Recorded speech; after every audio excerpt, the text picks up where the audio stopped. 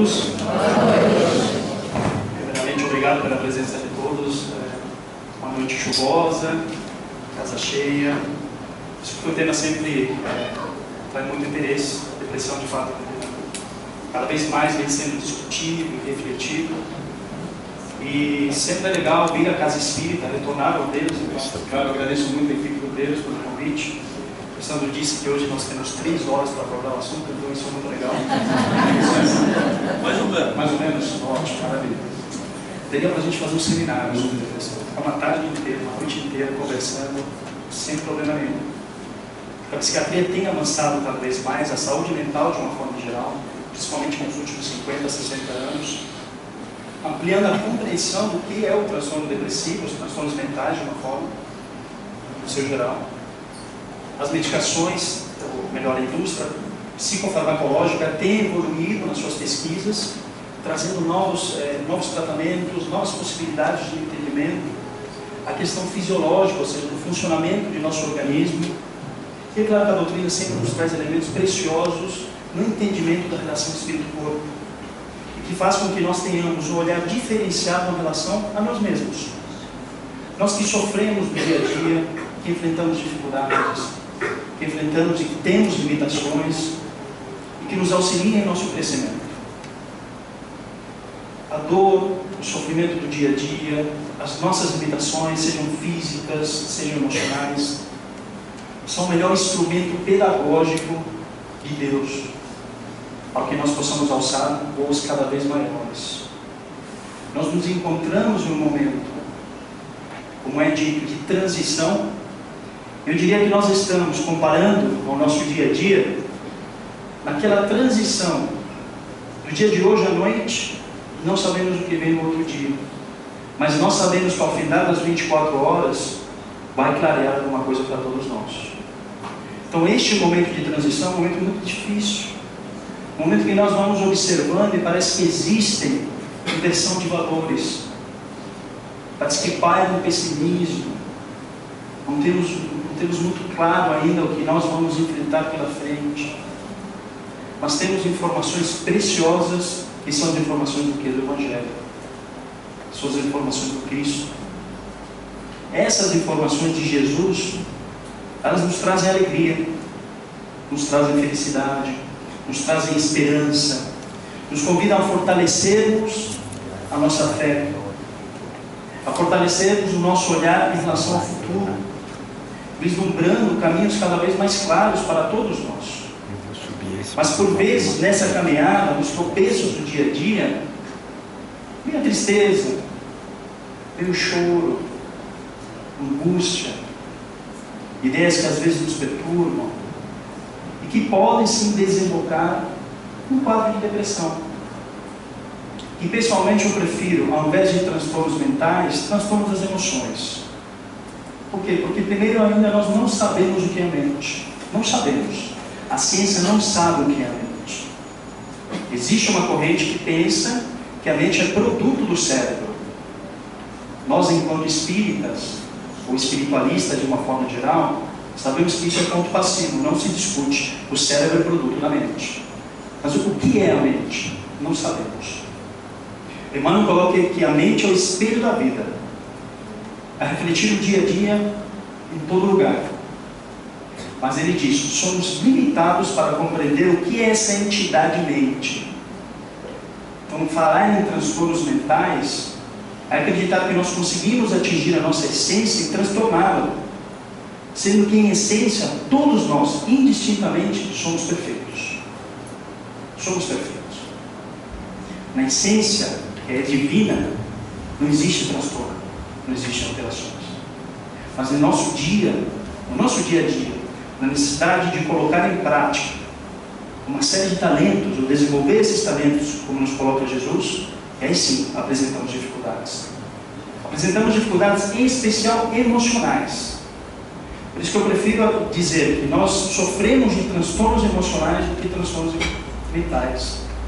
São as nossas emoções que vão adoecendo e que por vezes perturbam as nossas ideias, os nossos pensamentos, sabendo que pensamento é matéria mental, como nos é colocado, que é o veículo de transformação, ou melhor, que leva adiante a ideia, mais o sentimento, mais a emoção. Então, quando emocionalmente nós estamos mais frágeis, isso vai se prolongando, pode nos levar, conforme a classificação que nos é colocada pela ciência, aos transtornos depressivos, ou aos transtornos das emoções de uma forma geral. É claro que é um tema que desperta muito interesse, porque, como disse no início, tem cada vez mais, tem sido discutido, tem sido refletido a respeito. Então, eu vou trazer uma divisão para poder ser o mais didático possível e trazer aí alguns dados, compreendendo do que é depressão do ponto de vista médico, a importância do tratamento, quais alterações que podem ocorrer em nosso corpo físico quando existe esse transtorno e se prolonga ao longo do tempo. Mas eu gostaria de começar com estatísticas, porque os números sempre indicam alguma coisa. Eles indicam a magnitude do problema em termos mundiais. A gente tem, por exemplo, e esses são dados da Organização Mundial de Saúde, que 450 milhões de pessoas sofrem de algum tipo de transtorno psiquiátrico ou transtornos das emoções no mundo todo. Esses são dados de 2004, são dados mais recentes que nós temos. Com certeza, hoje, 11 anos depois, esse número cresceu. São 450 milhões de pessoas. Por volta de 1 milhão de pessoas por ano comete suicídio. Tira a própria vida. O que equivale a dizer que a cada 40 segundos uma pessoa se mata. 4 das 6 principais causas de todas as doenças do mundo, as mais prevalentes, são relativas aos transtornos neuropsiquiátricos. 4 das 6 principais. Quais são elas? Depressão, uso e abuso de substâncias, ou seja, álcool e drogas, esquizofrenia e transtorno afetivo bipolar. São as 4 das 6 principais doenças. Contando as demais doenças, nós temos em primeiro lugar as doenças cardiovasculares, as doenças do coração, ou seja, que atingem a população mundial. E em segundo lugar, a depressão. Depressão que, segundo dados da própria Organização Mundial de Saúde, vai ocupar o primeiro lugar em 2030, daqui 15 anos. Então, são números alarmantes? São indicativo de que a população, de que nós todos, de uma forma geral, estamos adoecendo mais? Sim. Mas é motivo de desespero? Não. Não por quê? Porque, como disse no início, nós temos informações preciosas, e essas informações preciosas são do Evangelho do Cristo. Então não há motivo para desespero, não há motivo para desesperança. Os números, friamente, eles indicam que existe um problema. Que se faz necessário, a partir disso, trabalhar em cima desse problema. Que se existe um problema, existe solução. Outro dado importante é de que 25% das famílias apresentam pelo menos um membro no seu quadro familiar, no seu grupo familiar, que apresenta algum quadro nesse sentido. Ou seja, quando nós falamos de 450 milhões de pessoas que sofrem de algum tipo de transtorno das emoções do mundo todo, nós não podemos esquecer de quem? Da família. Porque a família adoece junto, a família sofre junto, vivencia esse dia a dia junto. Então atinge milhões e milhões de pessoas no mundo todo. O que mais é importante na abordagem dos transtornos das emoções? Existe violação dos direitos humanos. Existe um estigma em relação àquele que é portador de algum tipo de transtorno das emoções. Existe estigma. Se não existisse estigma, nós não nos utilizaríamos no momento de uma ofensa, chamando o outro de louco, ou de que psiquiatra é médico de louco. Tenho certeza que vocês estavam esperando outra figura aqui. Não sei quem me conhece, mas de que eu fosse muito diferente. As pessoas se assustam às vezes. Elas dizem, vou no psiquiatra. Tem paciente que já entra de costas, que é para sair o mais rápido possível. Por quê? As pessoas têm medo. Mas como eu vou ao psiquiatra? É o fim da linha. Não. Ó, não tinha mais. Algumas pessoas chegam dizendo, não tinha mais para onde ir, eu vim para cá. Bem, Mas veja, existe estigma, existe violação dos direitos humanos, existe discriminação dentro e fora das instituições da saúde. Quer dizer, existe discriminação dentro das instituições de saúde? Existem. Claro que sim. E esse estigma, essa violação de direitos, essa discriminação, também é reflexo de um momento muito difícil que nós vivenciamos, não só no nosso país, mas no mundo todo, que é o quê? É o investimento que existe na saúde. Isso faz parte da abordagem, do entendimento de um quadro de depressão, de um transtorno de uma forma geral, sim. Se gasta no Brasil R$3 por paciente na saúde pública. O prefeito aumentou a passagem, hoje nem vou com R$3 para lugar nenhum. R$3 não é nada. Não é nada. Então nós vivemos também momentos muito difíceis em investimento em saúde, de uma forma geral, sabendo que os transtornos mentais são os transtornos mais prevalentes do mundo todo, que os investimentos são baixíssimos, então nós temos uma grande população desacompanhada, sem tratamento, sem um acompanhamento adequado, sem acesso às medicações. Isso faz diferença? Faz. Isso tem a ver com todos nós? Tem a ver com todos nós.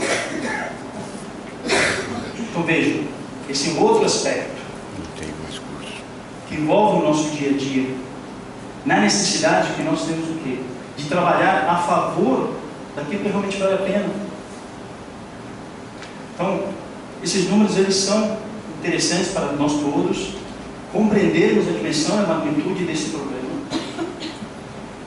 E agora trazendo alguns dados mais específicos em relação à depressão, se nós temos 450 milhões de pessoas que acabam abordando todos esses transtornos das emoções, transtornos mentais, psiquiátricos, 350 milhões são relativos aos quadros depressivos.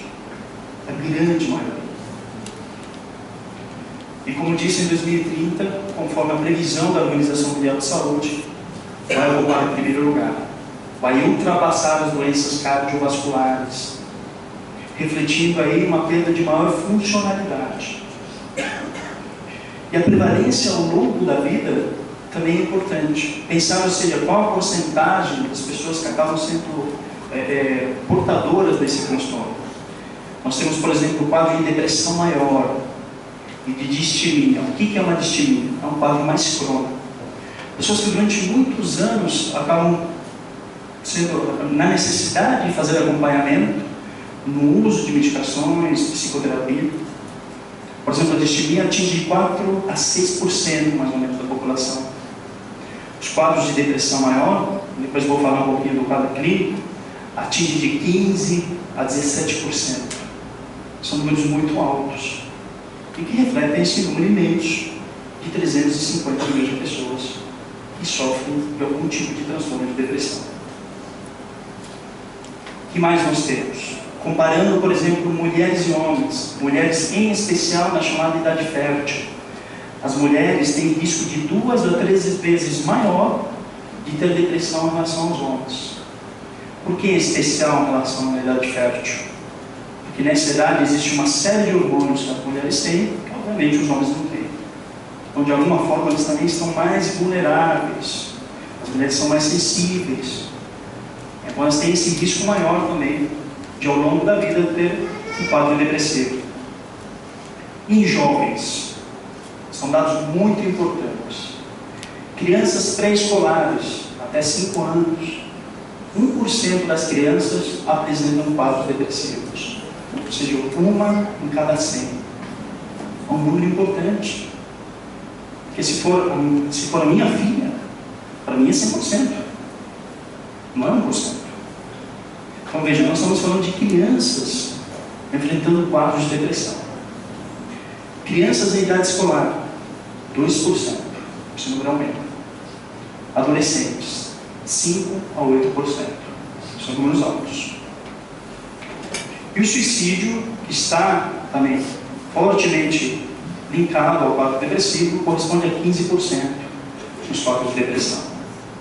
Não é uma condição, nem todos aqueles que enfrentam o quadro depressivo necessariamente têm uma ideia de morte, uma ideia de suicídio. mas 15% dos pacientes que apresentam quadros mais graves de depressão acabam se suicidando. Então nós temos aí um quadro complexo, números que indicam a gravidade do problema e que vão mostrando a necessidade de que a população se mova na direção de entender cada vez mais, de que nós tenhamos investimentos cada vez mais maciços nessa questão dos transtornos emocionais, porque isso diz respeito a nós mesmos, diz respeito ao nosso dia a dia. Então, a saúde mental, a busca da saúde mental, é necessário, ou se faz necessário, com que diferentes órgãos possam trabalhar em conjunto e investir das mais diversas formas. Então, a própria Organização Mundial de Saúde, através dos seus boletins, através das suas pesquisas, indica a necessidade de que todos nós, de alguma forma, sejamos instrumentos de informação.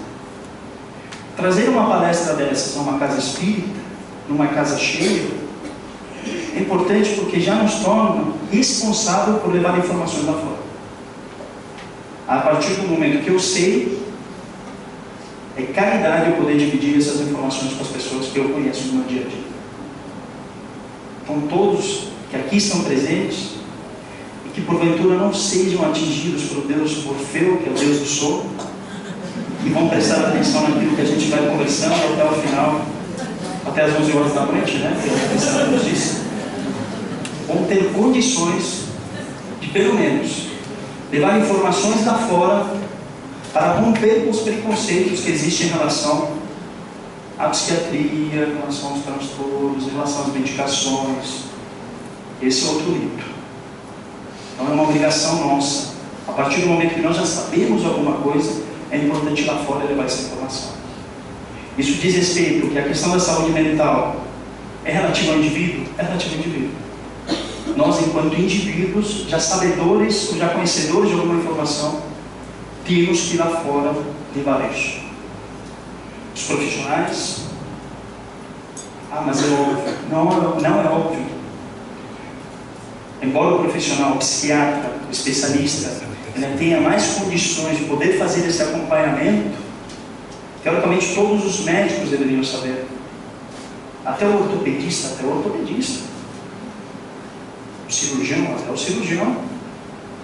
Todas as especialidades, todas.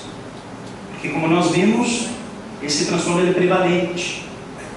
Ele aparece a todo momento. Então o profissional também deve estar o quê? Engajado nessa proposta de buscar a saúde mental. Eu não posso tratar só do fêmur, do osso, sem cuidar do coração, no seu sentido simbólico, da emoção, do meu paciente. Então esse outro engajamento. O profissional deve estar inserido nessa proposta, de levar adiante informações que auxiliem a poder fomentar cada vez mais saúde mental na sociedade. Os meios de comunicação, auxiliando na desmistificação de uma série de problemas, abordando cada vez mais o problema da depressão, o problema da esquizofrenia, assim como as novelas de alguma forma têm feito, e até de uma forma positiva, como alguns jornais têm abordado, a importância do suicídio. É importante falar do suicídio? É importante. É importante. Dentro dos seus cuidados, mas é importante. Políticas públicas, como disse, investimento em saúde mental, investimento em saúde de uma forma geral. Mas a maior prevalência de todos os pacientes que buscam, por exemplo, as unidades básicas de saúde, os postos de saúde, por vezes nós temos o quê? Os quadros depressivos. E apenas 5 a 6% daqueles pacientes que têm um quadro depressivo, eles são diagnosticados com depressão. Então vejam, a importância do profissional estar atento a um quadro que muitas vezes se apresenta de outras formas. Porque pela dificuldade, às vezes, de eu verbalizar aquilo que diz respeito à minha emoção. Quantas pessoas não chegam e dizem, estou com uma sensação de um bolo na garganta, uma dor no peito. Ele quer dizer o que com isso? Estou angustiado. Mas ele não consegue verbalizar a sua angústia. É um paciente que chega constantemente com uma dor de cabeça, ou com dores físicas. Por vezes ele pode estar o quê? Somatizando, ou seja, as emoções que atingem o corpo físico, indicando, na verdade, não um problema físico, orgânico, mas um problema emocional. A importância da política pública é investir na saúde, investir no seu profissional, e investir para que aquele que está do lado de cá, atendendo o seu paciente, não tenha 15 minutos para atender o seu paciente, mas que no mínimo ele tenha 30, 40, para uma escuta atenta e um olhar atento. As instituições religiosas, todas elas, investir em levar informação, que é o que nós estamos fazendo aqui hoje, a importância desses espaços, levando a informação, desmistificando, compreendendo o que pode ser um quadro depressivo, o que não é depressão. As instituições científicas, as universidades, as indústrias farmacológicas, investindo cada vez mais em pesquisa, justamente para que nós possamos ter medicações cada vez mais potentes e mais eficazes. Para que as universidades possam, através dos seus meios de pesquisa, compreender essa relação que existe, de que forma esses quadros aparecem, e a partir disso ter um olhar mais atento e poder dar um melhor tratamento. Organizações não governamentais, o próprio setor privado, os seus investimentos, comunidades, famílias, principalmente a família. Principalmente a família. Buscamos sempre acolher aquele indivíduo que, porventura, está sofrendo de algum transtorno das emoções. Porque um indivíduo adoecido indica que a família também, de alguma forma, se encontra adoecida. Ninguém adoece sozinho. Porque, como nos é colocado, Emmanuel nos coloca, a evolução ela é coletiva, embora o esforço seja individual. Nenhum de nós evolui sozinho. Nenhum de nós. E por isso que Jesus nos afirma que nós somos o quê? Irmãos, porque de fato somos. Que nós habitamos este planeta porque todos nós, indistintamente, apresentamos algum ponto em comum. Então, se existem 450 milhões de pessoas no mundo todo que sofrem de algum tipo de transtorno emocional, isso me diz respeito. Mesmo que eu não seja portador disso, ou nunca tenha tido contato, me diz respeito. Porque é um irmão em sofrimento. E se é um irmão em sofrimento nessa grande família, que é a família do planeta em que nós habitamos, se indica que, se eu faço parte desse planeta, eu também estou nesse processo de busca de saúde. Então se faz necessário que eu trabalhe a favor deste planeta. Trabalhe a favor da minha família, dentro do meu lar e fora dele.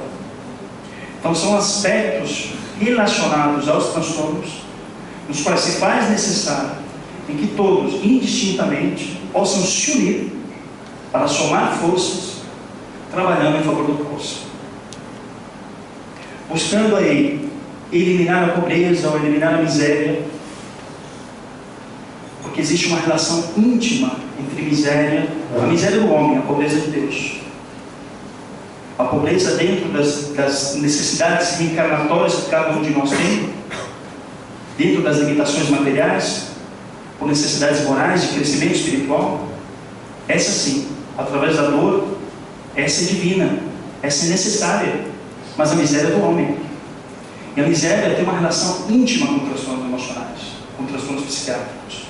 Porque quanto mais miséria eu tiver, mais doença física eu tenho, mais doença orgânica e mais transtornos mentais eu tenho, aumentando os índices de depressão, aumentando os índices de suicídio, de uso e abuso de substâncias, de álcool e drogas, que é uma verdadeira pandemia, aumentando índices de esquizofrenia, problemas de saúde de uma forma geral. Então, na necessidade que nós temos de eliminar a miséria, de trabalhar esses aspectos, porque há muita violência, porque há traumas que marcam a nossa alma, e que por vezes temos dificuldades de elaborar ao longo do tempo, e que nos levam ao adoecimento das emoções. Então veja, é um quadro complexo, em que inúmeros fatores estão envolvidos, que vão se manifestar através de um quadro clínico que é muito característico. Tristeza de forma isolada, será que indica que eu estou deprimido? O que vocês acham? Não. Alguns dizem que sim, outros que não. Estamos meio divididos. A tristeza é um sentimento natural de todos nós. Importante, que se bem utilizado é muito potente. Todos nós ficamos tristes. Faz parte de nossa natureza, de nosso momento. Eu posso estar triste e feliz ao mesmo tempo? Posso. Porque felicidade é um estado de compreensão. Mas eu posso estar triste porque de repente faleceu um ente querido, perdi um emprego. Então veja, eu posso estar triste, mas feliz porque eu compreendo o meu momento. Isso não significa que eu esteja o quê? Deprimido. Então existe uma série de sintomas que vão indicando o que se passa, que podem, somados, indicar sim que eu estou enfrentando um quadro depressivo, e aí se faz necessário um tratamento adequado. Mas são vários mecanismos envolvidos. Os mecanismos de nossa sensibilidade, de nossas emoções, que envolvem fatores psicológicos muito íntimos desta vida e de vidas anteriores. Nós sabemos disso. Somados aí fatores biológicos, que vamos lembrar que se o espírito influencia no corpo físico, o corpo físico igualmente influencia o ser espiritual. Uma via de mão dupla. Então existem fatores estressantes, importantes do nosso dia a dia, que vão provocando a liberação de uma série de substâncias no nosso organismo, e uma delas é o cortisol, por exemplo, que está muito relacionado a fatores de estresse, que fazem, por exemplo, que no sistema de defesa imunológico possa sofrer algumas alterações, e eu estou mais vulnerável a doenças físicas. Estou mais vulnerável, posso ter um resfriado, uma gripe, ou qualquer outra doença. Por quê? Porque o meu sistema de defesa está diminuto. Sofrer as consequências do estresse. Então, existem fatores biológicos, orgânicos envolvidos? Existem. Existem fatores genéticos? Existem. Significa que, porque existem fatores genéticos, há uma hereditariedade no transtorno depressivo, ou seja, meu pai tem depressão, minha mãe tem depressão, eu estou marcado com carinho, eu vou ter depressão? Não. Isso é determinismo. Determinismo. E tem muito espírito que acha que sim. Mas não é o espírito que impera sobre a matéria. Eu posso sim ter fatores genéticos envolvidos no quadro de depressão, de outros transtornos, mas eles não são determinantes. Ah, mas como explicar que vários indivíduos na mesma família sofrem de algum certo problema? O Instituto de Psiquiatria da USP fez um estudo com pacientes portadores de transtorno bipolar, no qual na árvore genealógica eles encontraram 40 indivíduos. Será que isso é só por uma questão genética? Será que reduz tudo ao gene? Ou será que existe uma relação daqueles seres espirituais na necessidade de encarnarem na mesma família, por necessidades anteriores, de vivenciarem essa questão? E aí, obviamente, no corpo físico, levando a importância dos aspectos biológicos, eu tenho um gene como um fator importante, mas ele não é determinante. Então existem fatores genéticos, existem fatores biológicos, que os genes obviamente acabam se inserindo, existem fatores psicológicos e ambientais. Ah, o ambiente faz diferença? Faz. Se os dados que nós temos é de uma relação estreita, de que quanto maior a miséria, maior a pobreza, nós temos maiores índices de transtornos das emoções, obviamente o ambiente faz diferença. E faz muita diferença. Não só em relação às questões ecológicas, em qual ambiente que eu habito, as questões de dieta, o uso de álcool, o uso de drogas, são questões ambientais que fazem diferença e que podem indicar aí, se houver um abuso nesse sentido, de desenvolver inclusive transtornos emocionais. Então, o cuidado que nós temos que ter com nossa dieta, ingerir álcool de forma moderada para aqueles que bebem, sem um uso abusivo, não usar drogas. Por quê? Porque nós sabemos as consequências disso tudo. A importância de estar em ambientes mais saudáveis, de participar, por exemplo, de ir para praças, parques. Uma pesquisa japonesa de um tempo atrás mostrou que aqueles que conseguem estar nesses ambientes, frequentar parques, fazendo atividades físicas, abraçar árvore, tem menos pressão alta, tem melhores índices de diabetes, emocionalmente é mais equilibrado. Isso indica a importância da natureza no nosso dia a dia.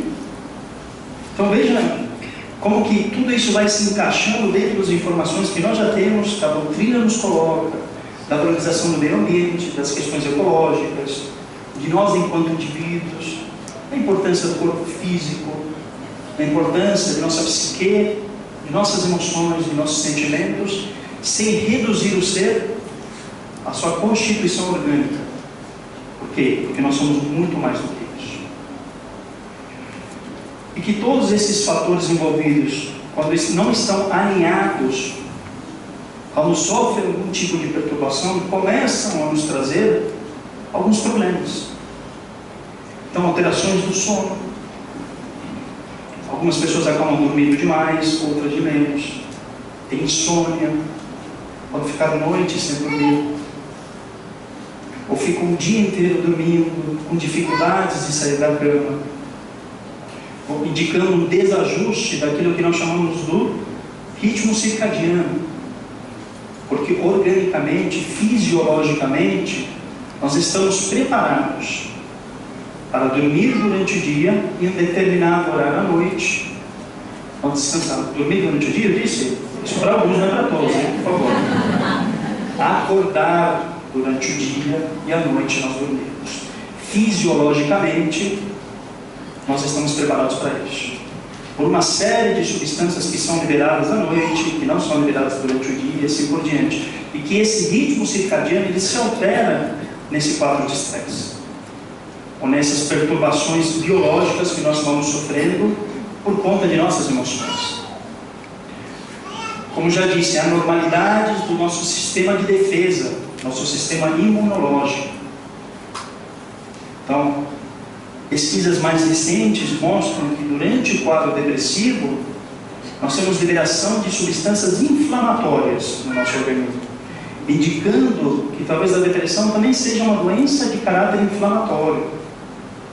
Existe inflamação, que é quando nós batemos, por exemplo, machuca o braço, às vezes ele fica roxo, fica inflamado, são liberadas uma série de substâncias. Essas mesmas substâncias também são liberadas nos quadros depressivos.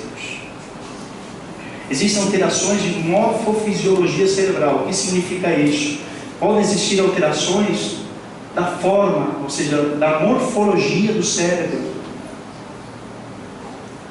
do comportamento, alterações de substâncias, dos chamados neurotransmissores. É o impacto das emoções na nossa região cerebral. Alguns neurotransmissores, que nós temos os neurônios, então os neurotransmissores servem como esse comunicador entre um neurônio e outro. Nós temos diminuição desses neurotransmissores, indicando também alterações físicas na forma do cérebro. E alguns estudos vão indicando que pode existir também apoptose. E apoptose é morte em uma região chamada hipocampo. Essa região, esse nome feio do cérebro, é o nosso bibliotecário, onde nós guardamos as nossas memórias. Por isso que por vezes nos deparamos com pacientes com quadros muito crônicos de depressão, às vezes sem tratamento, com queixas constantes de memória, porque fisicamente também começa a haver morte cerebral nessa região. Ah, isso é permanente? Não. Os estudos também nos indicam que as medicações, elas auxiliam para que esses neurônios voltem a nascer. Então veja, existem alterações importantes do ponto de vista físico, orgânico, que vão indicando a necessidade de um cuidado do nosso corpo físico. E é claro que existem os fatores espirituais dentro dessa relação espírito-corpo, que eu vou estar dizendo um pouquinho mais adiante. Mas que tudo isso vai indicando, ou tem como consequência, um humor deprimido, ou uma falta de interesse, de motivação, somado a sentimentos de baixa autoestima, sentimentos de culpa, de desesperança, tristeza, apatia, ansiedade, uma relação muito estreita com sintomas ansiosos. Por vezes eu posso estar deprimido e tenho muita ansiedade, uma sensação de vazio, uma questão chamada anedonia, que significa, eu adorava sair no final de semana com meus amigos para jogar bola, todo sábado eu saía, eu já não faço mais isso. Eu não tenho mais esse gosto, esse prazer. Esse é um sintoma. Por vezes pode haver um pensamento lentificado, o pensamento se torna mais lento, prejuízos de concentração. Eu tenho dificuldades de focar em alguma coisa, de concentrar. E se eu tenho dificuldades de prestar atenção, de me concentrar, eu não tenho registro. Se eu não tenho registro, eu tenho dificuldades de memorizar. Então, não é incomum as pessoas trazerem o seguinte: eu não lembro o que eu fiz ontem, em quadros mais graves. E não lembro mesmo. Por vezes está tão deprimida que essa falta de concentração, essa dificuldade de focar a atenção, não consegue com que o indivíduo ele registre, somado, claro, às emoções. Porque a grande questão da memória tem uma relação com as emoções. Aquilo tem que me afetar de alguma coisa, tem que me tocar. Se aquilo me toca, se aquilo me emociona, eu registro com mais facilidade. Então, uma pessoa que não consegue concentrar, não consegue prestar atenção e emocionalmente está mais frágil, vai ter problemas de memória. Alterações do sono, eu já coloquei, e dor. Dor como um sintoma importante. A pessoa que vai deprimindo, vai sendo um quadro crônico, sem tratamento ao longo do tempo, e vai se queixando constantemente de dores físicas. Tenho certeza que algum de vocês já escutou falar sobre fibromialgia, certo? Que é colocada hoje como uma doença reumatológica, é uma área da medicina, da reumatologia, mas que tem sido muito questionada. Por quê? Porque existe uma relação estreita da fibromialgia com a depressão. Então, o que os estudos têm indicado é o seguinte: fibromialgia é doença reumatológica ou, na verdade, é depressão com outros aspectos envolvidos relacionados ao corpo físico. Isso tem sido pensado. Então veja, quem sofre de fibromialgia tem muitas dores. E qual é o tratamento? Antidepressivo. E além de sintomas ditos psicóticos, em quadros mais graves. Porque nós temos dos quadros mais leves aos quadros mais graves, no qual pode haver ou não sintomas psicóticos. O que são os sintomas psicóticos? São as alucinações, de escutar vozes, de ver coisas, delírios de ruína, ou seja, não presto, não sirvo para nada. Por vezes isso é psicótico, não é só uma questão de baixa autoestima. O paciente está tão deprimido que ele delira em cima desses sentimentos. Ele acredita que mais ninguém gosta dele, que as pessoas só se aproximam por pena. Então ele forma um delírio em cima disso. Ele pode escutar vozes o incitando ao suicídio, Vozes dizendo que ele não presta, que ele tem que tirar a própria vida dessa forma mesmo. Então, nos quadros mais graves, nós podemos ter os sintomas psicóticos, além de pensamentos de morte. Pensamentos de morte e suicídio, ou ideias de suicídio, como aspectos diferentes de um quadro. Por quê? Posso ter um pensamento de morte que me vem de forma intrusiva na minha cabeça, eu não consigo resistir a isso, mas não necessariamente eu estou alimentando uma ideia de suicídio. Eu tenho pavor de pensar na morte, mas isso também me indica uma gravidade. Ou tenho uma ideia de suicídio, mas estou tendo uma ideia, e se o quadro evoluir, eu posso estar planejando o suicídio até uma tentativa. Então é outro aspecto muito importante de um quadro depressivo, que vai indicando qual a gravidade, qual a necessidade de tratamento que se faz necessário naquele momento. Então temos os quadros mais leves, quadros mais moderados, quadros graves com ou sem sintomas psicóticos, com ideias suicidas ou sem ideias suicidas, e conforme o quadro que se apresenta, se faz necessária uma terapia específica. Dentro disso tudo, obviamente, existem os fatores espirituais, que nós não podemos de maneira nenhuma ignorar. Por quê? Quem adoece é o cérebro? Não. Quem adoece é o ser. Nós adoecemos, enquanto seres espirituais, enquanto indivíduos. O adoecimento das minhas emoções, elas vão impactar no corpo físico. Mas antes de impactar o corpo físico, nós temos o que? Estruturas sutis da alma, que são o perispírito. E André Luiz nos enriquece o entendimento do perispírito, trazendo também outras estruturas que vão nos trazendo um entendimento dessas relações espírito-corpo. Falando de corpo mental, explorando os centros de força de energia, os famosos chakras, e qual a relação que acaba existindo nisso tudo. Então, se nós temos uma relação espírito-corpo, no qual a essência é o que somos nós enquanto seres espirituais, na nossa caminhada vamos adoecendo das emoções de alguma forma, vamos nos fragilizando emocionalmente e vou alimentando por vezes pensamentos de pessimismo, de tristeza, de angústia. Eu estou bombardeando as minhas ideias com sentimentos menos felizes.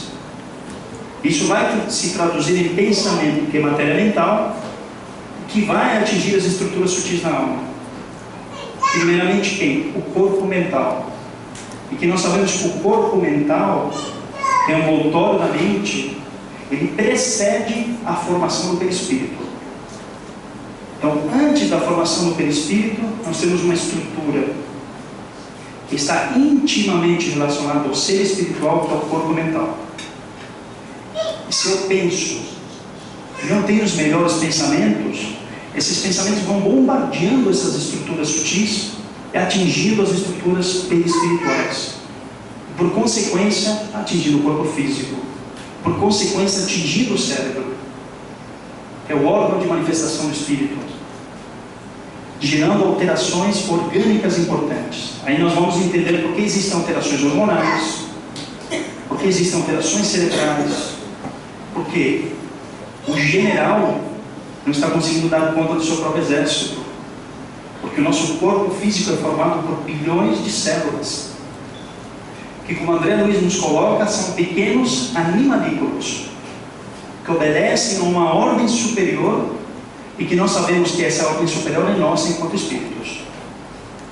Quando eu emocionalmente eu estou frágil, eu não tenho comando sobre o meu exército. Não tenho comando. Eu tenho dificuldade de comandar o meu exército. E isso vai refletir nas alterações orgânicas que nós conhecemos das pesquisas científicas, que vão alterar os centros de força de energia, que tem relação com o centro coronário, que tem relação com o centro cerebral, centros de forças de energias intimamente relacionados ao cérebro, intimamente relacionados à nossa maneira de pensar, à nossa maneira de sentir. que nos auxiliam a nós alinharmos as nossas ideias ao alto. Então vejam, é um mecanismo muito complexo, essa questão da fisiologia espiritual. Por isso que eu não posso me limitar ao tratamento do ser nos seus aspectos físicos unicamente. Isso precisa de outras coisas. Para quê? Para tocar a alma daquele indivíduo. Porque se eu não toco a alma, fatalmente o meu tratamento não vai ser eficaz. Eu preciso ir na raiz do problema. E somado a isso tudo, existem, conforme aquilo que nós já conhecemos, as chamadas incidências obsessivas. De entidades que por vezes nos percebem mais frágeis, mais vulneráveis, e que encontram um campo para agirem, piorando uma situação, piorando ou auxiliando a abrir um quadro. Mas significa que incidência obsessiva é causa de transtorno emocional, de transtorno psiquiátrico, pensando em esquizofrenia, em depressão, transtorno de ansiedade? Não. Não é. Porque senão, de alguma forma, eu estou transferindo responsabilidades.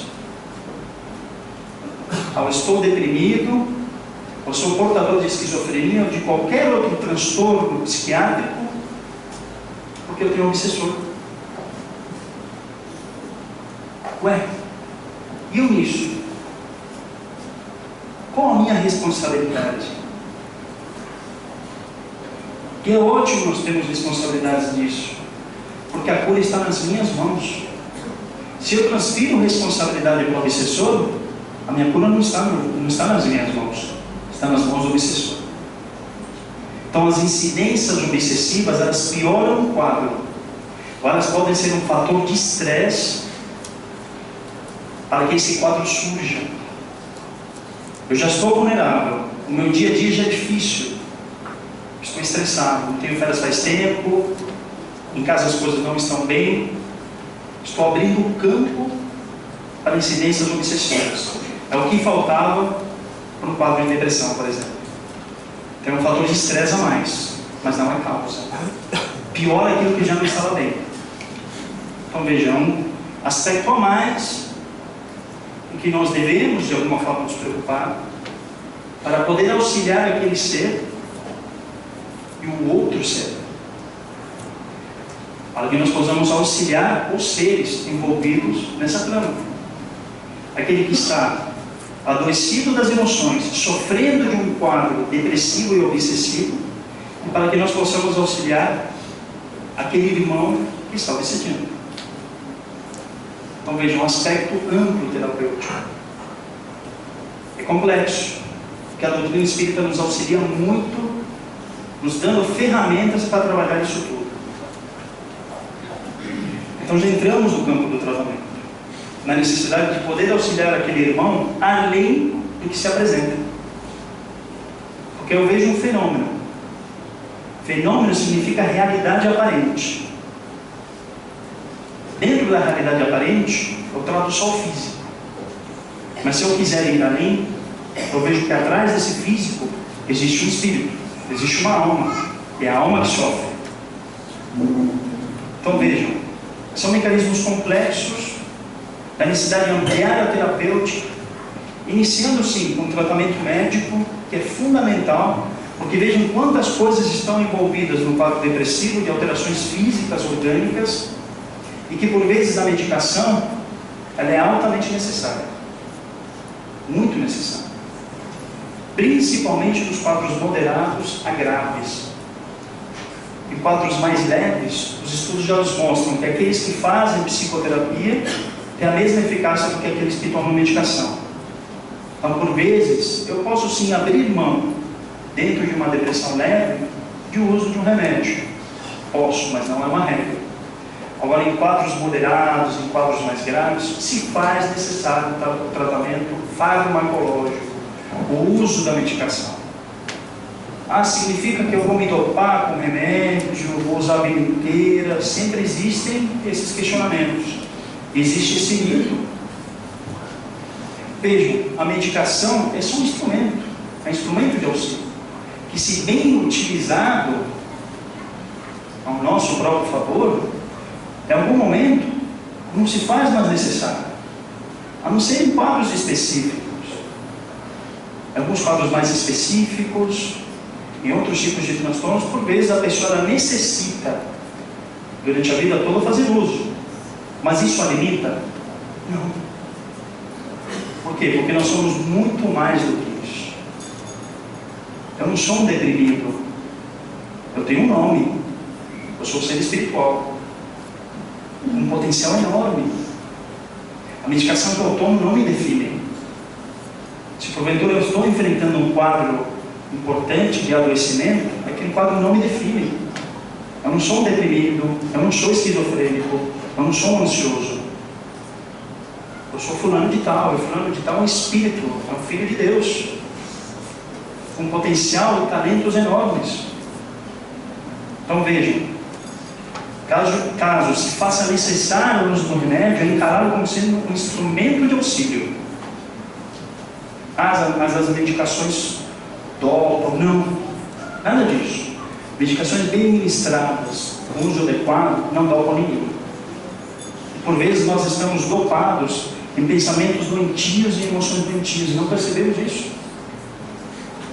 Então veja, é isso que nós devemos trabalhar em nós mesmos. O íntimo. Nos utilizando das terapêuticas diversas que existem, para que possamos dar passos adiante. Então, a farmacoterapia, ou seja, as medicações, é um caminho.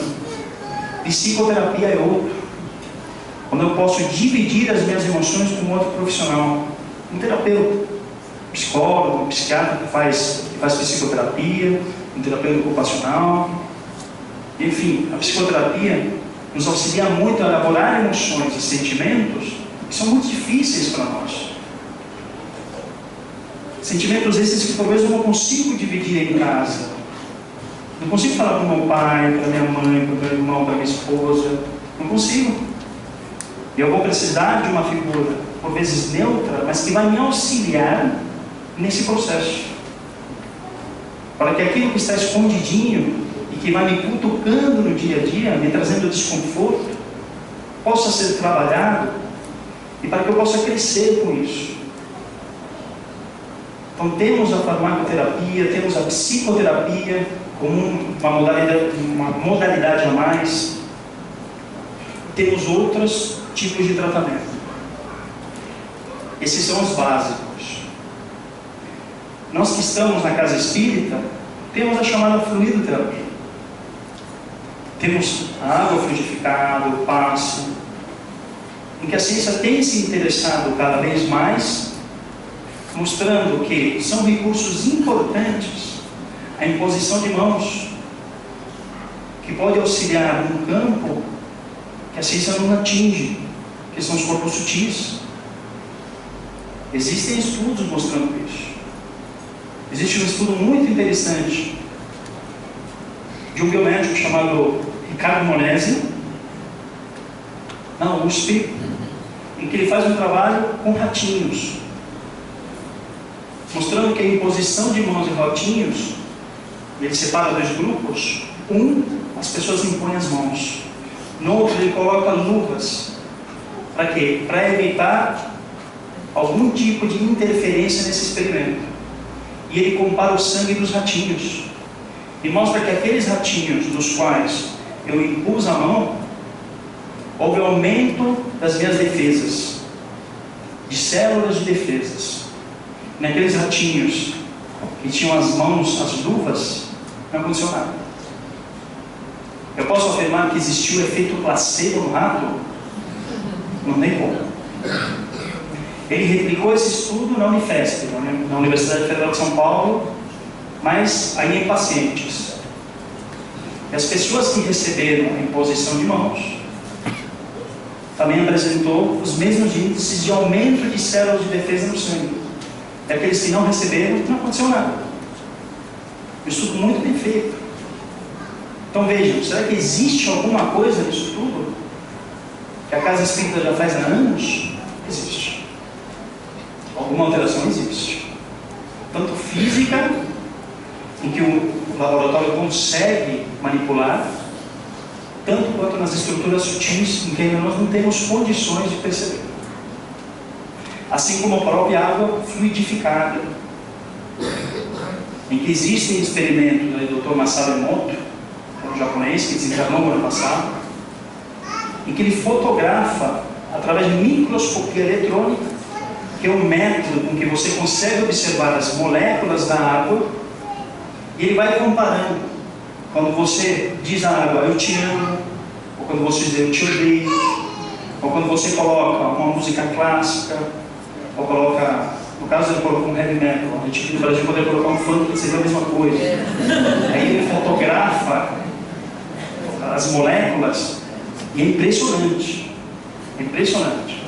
Aqueles em que os fluidos são muito mais sutis, quando eu verbalizo eu te amo para a água, ou quando eu tenho uma área de bar, ou tenho uma música de Mozart, uma música clássica, nós temos lindos cristais formados. As outras moléculas de água não. Então ele coloca, imagina o nosso corpo, que é constituído numa média de 60% a 70% de água. O poder, por exemplo, da oração, o poder dos bons pensamentos, dos bons sentimentos. Que impacto nós vamos ter em nossa saúde física e emocional? Um grande impacto. Então esses são outros recursos terapêuticos que nós temos. E nos quadros graves, nos quais é percebida uma incidência obsessiva, é claro que a Casa Espírita tem seus trabalhos de desobsessão que também nos auxiliam muito. Assim como nós temos uma outra modalidade de tratamento, que é o chamado eletrochoque. Eletrochoque, que tem hoje o nome de eletroconvulsoterapia. Faz diferença? Ou se faz? E também existe muito preconceito. Mas ainda se faz, isso se faz. Se faz e salva vidas. Porque nós temos quadros de depressão, que são chamados de depressões catatônicas, quadros muito graves, em que nesses episódios nós podemos assinar embaixo e afirmar existe incidência obsessiva. São quadros muito graves, no qual o indivíduo para de falar totalmente, não se alimenta mais, não dorme, é como se fosse um verdadeiro vegetal. Há uma situação extrema, e ele necessita do quê? Ele necessita do chamado choque anímico. É isso que a eletroconvulsoterapia faz, como se fosse um reset cerebral, para que aquele indivíduo ele possa retomar o controle do seu próprio físico. Isso salva vidas. Então vejam, em casos mais extremos, dos quais as medicações já não auxiliam, e que é impossível o processo psicoterápico, a eletroconvulsoterapia auxilia e também pode ser uma modalidade de tratamento. Mas existe uma outra modalidade que é invencível. Essa modalidade é o Evangelho. Essa ninguém vence. Porque se eu tenho instrumentos importantes de auxílio, como a medicação, que pode me ajudar em questões físicas, em questões orgânicas, a medicação ela age até a página 9. Da 10 em diante, diz respeito à alma. A medicação não age no terreno da alma, não toca o espírito. Assim como a psicoterapia, que nos auxilia muito, importantes instrumentos de auxílio da psicoterapia, que nos dá instrumentos para que nós mesmos possamos trabalhar as nossas emoções. O eletrochoque em casos mais extremos, a fluidoterapia, mas a única informação que toca a alma e nos desperta para algo maior e melhor é o Evangelho. São as informações de Jesus.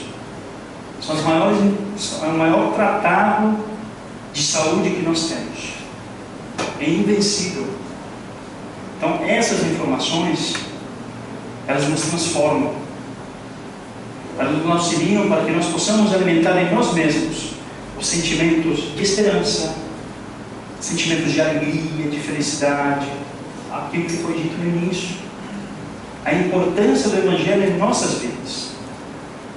A importância da internalização das informações do Cristo e da vivência. Isso sim nos transforma. Porque me auxilia na mudança íntima, na transformação dessas emoções que por vezes nós cristalizamos. Não é ao longo de uma vida, mas ao longo de vidas. assim como comportamentos. Então o Evangelho me convida a uma transformação profunda, me convida ao autoconhecimento, me convida para eu me olhar com coragem, para eu não ter medo de mim mesmo, porque me dá ferramentas necessárias e potentes para trabalhar isso tudo dentro de mim. Esse é o convite do Evangelho. Esse é o convite para que nós possamos colocar em prática tudo aquilo que vamos aprendendo diariamente, nos mostrando que temos um potencial enorme e talentos preciosos a serem aplicados. Então, partindo agora para o nosso final, colocando que a depressão é um problema de saúde pública, de impacto mundial, que nos toca diretamente no dia a dia, que o quadro depressivo resulta de complexas interações de fatores, como vimos, aspectos biológicos, genéticos, psicológicos, mas que vamos encontrar na alma a sua gênese, a sua verdadeira causa. O espírito, na verdade, enfermo, adoecido, ele vai refletir nas suas estruturas sutis tudo aquilo que passa no seu íntimo, seja desta ou de outras existências, e que a verdadeira cura vai se dar pela internalização e pela vivência dos ensinamentos do Cristo. Se a verdadeira cura que nós procuramos, que nós buscamos é essa, não existe outra cura. Todo o resto são instrumentos de auxílio. Mas se eu consigo internalizar e vivenciar o Evangelho, vivenciar as informações de Jesus, eu sim, estou no caminho dessa cura verdadeira.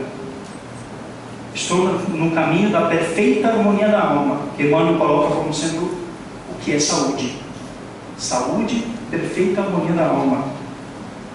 Lembrando, como nos diz o próprio Emmanuel, que a mente é o espelho da vida e que o coração é a face, em que se faz necessário esse trabalho íntimo para que nós possamos aperfeiçoar o nosso espelho e refletir a divindade. Daí Jesus nos afirmar: vós sois deuses, podeis fazer tudo o que eu fiz e muito mais. Trabalhando as questões íntimas e profundas da alma, eu trabalho o espelho, eu trabalho a minha essência, a refletir para todos a alegria de eu ser um filho de Deus, a alegria de estar vivo, a alegria de poder vencer as dificuldades e as limitações do meu dia a dia, mostrando que todos nós estamos interligados por uma grande teia, que é a teia da vida, na necessidade que temos de trabalhar no nosso íntimo, mas trabalhar em favor do meu irmão, porque a evolução é coletiva, buscando os aspectos profundos do ser, sabendo que, como disse, para nós alcançarmos a perfeita harmonia da alma, eu necessariamente tenho que abordar aquilo que nós chamamos de saúde moral. Posso me limitar somente à saúde física, à saúde das emoções, eu preciso ir além, que é o que nos diz Clarencio, que é um chamado aos médicos, no livro Nosso Lar, mas um chamado para todos nós, quando diz: o médico não pode estacionar em diagnósticos e terminologias, há que penetrar a alma, sondar as profundezas. Nós devemos ser médicos de nós mesmos. Não posso me limitar pelo fenômeno, devo ir além, para buscar o quê? A saúde moral, que nos é trazido mais uma vez pelo Evangelho de Jesus, mostrando que o fenômeno é realidade aparente e que a partir daí vou sondando a alma, vou sondando as profundezas do ser espiritual e vou encontrar as verdadeiras causas daquilo que me faz sofrer. Mas vou descobrir também esse potencial enorme que todos nós temos e que eu tenho condições de vencer isso e ir além. Emmanuel vai nos colocando no seu livro que tem o próprio nome dele, Emmanuel, no capítulo 23, Saúde Humana, dizendo de forma muito interessante: a saúde humana nunca será o produto de comprimidos, de anestésicos, de soros, de alimentação artificialíssima. O homem terá de voltar os olhos para a terapêutica natural, que reside em si mesmo, na sua personalidade e no seu meio ambiente. É trabalhar as questões mais íntimas do ser. O estado precário da saúde dos homens, nos dias que passam, tem o seu ascendente na longa série de abusos individuais e coletivos. Então, os abusos que nós fazemos individualmente em termos coletivos indicam também um processo de adoecimento. A civilização, na sua sede de bem-estar, parece haver homologado todos os vícios da alimentação, dos costumes, do sexo e do trabalho. Todavia, os homens caminham para as mais profundas sínteses espirituais. Temos aí questões importantes do ponto de vista individual e coletivo, abusando daquilo que as leis divinas vão nos favorecendo, na falsa busca de um bem-estar que na verdade é transitório. Então devemos aproveitar este nosso momento, nas informações que nos são colocadas pelo Evangelho de Cristo, para refletir profundamente nesse convite que a doutrina espírita nos faz, que Jesus nos faz, de nos olharmos como espíritos imortais, de percebermos que toda dor e todo sofrimento é transitório, que são mecanismos de auxílio ao próprio ser, que são instrumentos pedagógicos da divindade, que vão indicando que se faz necessário eu colocar em prática aquilo que eu escuto, internalizando e vivenciando o seu Evangelho. A partir daí, nós vamos alcançar a verdadeira cura, a verdadeira saúde, que é a perfeita harmonia da alma. Então, que Jesus possa sempre nos abençoar, a todos nós, em nosso dia a dia, dentro de nossas limitações, dentro de nossas dificuldades, percebendo e buscando olhar sempre a melhor parte daquilo que nos faz sofrer, porque nunca estamos sós. Nós somos uma grande família, tanto de encarnados quanto de desencarnados, tendo as leis divinas, as leis universais, que conspiram sempre a nosso favor. Então que fique essa mensagem da importância de nos olharmos como seres espirituais e aproveitarmos cada segundo de nossas vidas, de que nós possamos viver sempre com alegria e com a esperança de que dias melhores virão, porque isso não é hipótese, é uma certeza. Muito obrigado.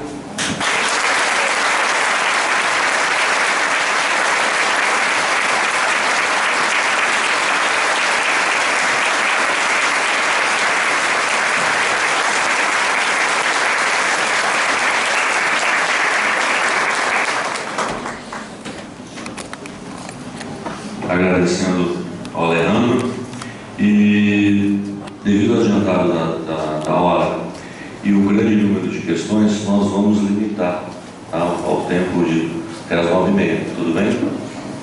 Tranquilo? Então vamos lá. Sobre a depressão em crianças, você conhece algum trabalho que possa ajudar evangelizadores a entender os sintomas e como ajudar as crianças? Obrigado pela palestra. Imagino que seja talvez um trabalho mais específico dentro da série espírita, seria isso. Sinceramente eu não conheço, mas podemos pensar futuramente. Tá? Como o Sandro disse, eu sou um dos membros fundadores da Associação Médico Espírita de Osasco. O nosso intuito é esse, poder auxiliar a levar informação e poder construir juntos. Se não existe um trabalho desses, nós podemos pensar nisso, mas sinceramente eu não conheço. Mas eu creio que é importante. É uma forma de nós trabalharmos em prevenção e em promoção de saúde, que é fundamental. Não baseando apenas nossas terapêuticas após o adoecimento do ser, mas poder trabalhar isso de forma preventiva. Sim, só aproveitando, daqui 2 semanas, no dia 21, 14 dias, nesse mesmo auditório, nós vamos ter o evento de inauguração da Associação Médico Espírita de Osasco.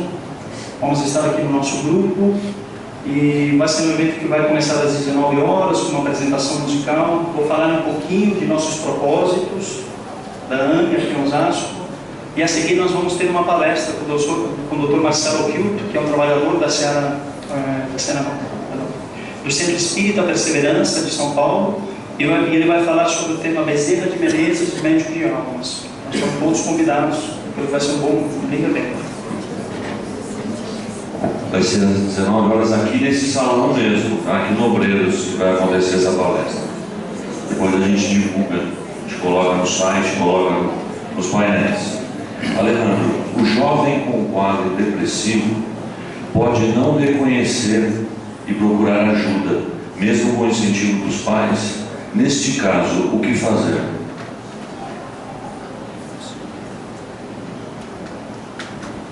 Isso, no geral, a maioria das pessoas não percebe que está deprimido. Não percebe ou entra, às vezes, no processo de negação, ou por falta de informação, também não percebe que precisa de um acompanhamento médico. E o jovem ele tem características específicas ao seu quadro. Por vezes é diferente do adulto. Então, o que pode marcar a depressão de um jovem é um quadro de maior irritabilidade, de maior sonolência, que às vezes é diferente do que se apresenta, por exemplo, no adulto. Pode ter insônia, não fica tão irritado, mas apresenta um humor mais deprimido, mais triste. Então, os pais, claro, percebendo que aquele jovem mudou o seu comportamento, mudou os seus hábitos, está tendo dificuldades escolares, dificuldade no seu dia a dia na relação com os próprios pais, na relação com os amigos, sim, é importante que ele busque um profissional. Para quê? Para que ele possa, se for o caso, diagnosticar que existe um quadro depressivo e seguir aí adiante com o seu tratamento. Okay? A mesma coisa com as crianças. Criança também é muito específico. Criança tem alterações comportamentais, até por irritabilidade também marcadas, mas por vezes ele não vai dizer, eu estou triste, estou chateado. A criança não consegue verbalizar isso. Então a atenção dos pais nesse sentido é importante. Vai perceber que existem alterações de comportamento e levar a criança para que possa ser avaliada por um especialista. Existe relação entre bipolaridade e depressão? Existe uma relação no que diz respeito assim, à depressão bipolar. E a depressão bipolar tem o seu tratamento diferente da depressão maior ou da distilia, que são esses quadros mais crônicos. Por quê? Junto com a questão da depressão bipolar, pode haver um outro quadro, ou melhor, uma outra fase desse transtorno, que são os chamados episódios hipomaníacos ou maníacos, que existem alterações de humor de oscilação. Então, de repente, a pessoa pode estar deprimida, bem deprimida, mas em algum momento, no momento seguinte, ela pode estar num quadro de muita irritabilidade, uma sensação de muita energia, de pensamento mais acelerado. Então, o tratamento é diferente. Eu não posso tratar da mesma maneira. Por vezes, o antidepressivo, para alguém que esteja sofrendo um quadro de depressão maior, uma distilia, é diferente do tratamento que eu realizo nos quadros de transtorno bipolar. Eu vou entrar em uma medicação chamada estabilizador de humor. Ok? Basicamente é isso. Mas é um outro quadro bem complexo. Pega mais 3 horas. Todas as questões aqui no protocolo. Como lidar com a tristeza? Vivenciá-la ou evitá-la?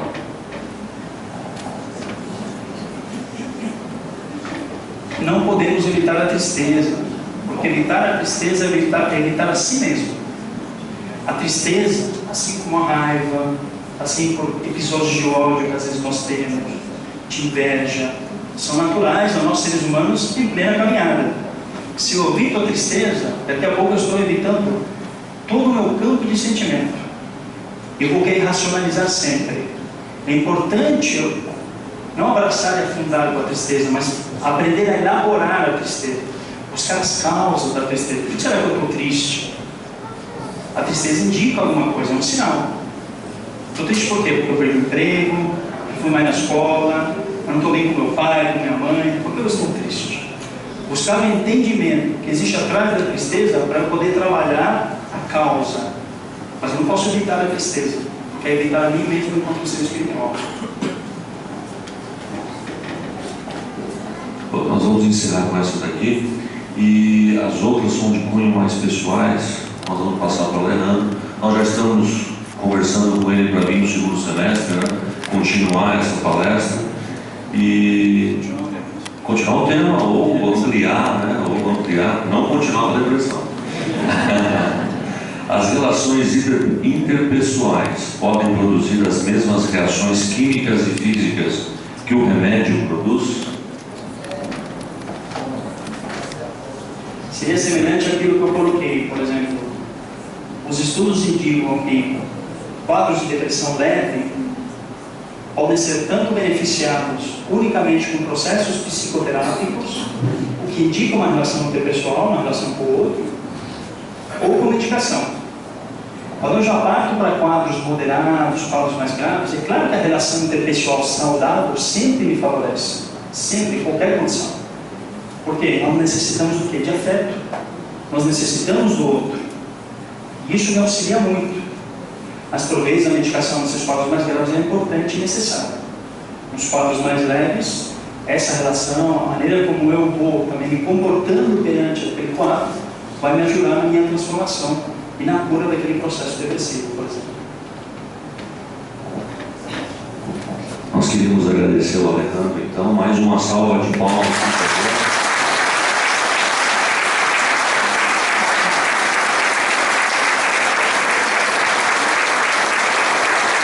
E já deixar agendado no segundo semestre para a gente continuar falando sobre esses transtornos emocionais, sobre essas questões. Ok, Alejandro? Muito obrigado. Valeu. Nós gostaríamos de chamar agora o Pedro Diniz para fazer a prece de encerramento. Trabalhador do Preto. Vamos cantar? Estamos bem vestidos. É uma alegria muito grande ver um salão, um sábado à noite chuvoso como este, repleto. E todo mundo com uma vibração positiva muito grande. O assunto é deveras importante. Nós sabemos as dificuldades e sabemos como devemos lidar com essa situação da depressão. Mas o importante é estarmos aqui nos preparando, conhecendo e buscando entendimento, para que a gente possa, de alguma forma, evitar ou auxiliar outros. Isso é muito importante. Um agradecimento a todos pela presença. Estou fazendo o papel do santo aqui, né? E agradecer ao nosso querido amigo Alejandro por estar aqui, trazendo esta palestra e enriquecendo a nossa noite. Nós sabemos muito bem que não é só esse espaço físico que nós encontramos aqui na nossa casa. A dimensão espiritual é bem maior. E esta noite está repleta, com certeza. Os amigos da espiritualidade maior trazem aqui pessoas que irão se preparar para o futuro. Não só na área médica, não só profissionalmente, mas também para depois conviver com este fato, com este problema que é a depressão. Por isso, todos nós aqui, eu convido a todos para que possamos unir os nossos pensamentos, unir os nossos sentimentos. E nesse estado de alegria, nós possamos vibrar intensamente, nos abraçando a todos, encarnados e desencarnados, para agradecer ao nosso Pai Maior, ao nosso querido Mestre Jesus, que nos inspira constantemente, para que possamos conseguir lutar e seguir o nosso caminho, seguir o nosso projeto reencarnatório. Com certeza, estamos sempre acompanhados dos amigos da espiritualidade maior, que nos auxiliam, nos intuem, para que possamos seguir o caminho correto. Por isso que nesta noite, os nossos corações vibram positivamente. E desta forma, nós encerramos com alegria por mais esta noite. Que Deus nos abençoe a todos. Bom, agradecemos mais uma vez a presença. Convidamos, nós temos um café na saída, são todos convidados. E deixar aqui um abraço para todas as mulheres. Amanhã é o Dia Internacional das Mulheres. Já tinham me cobrado, né?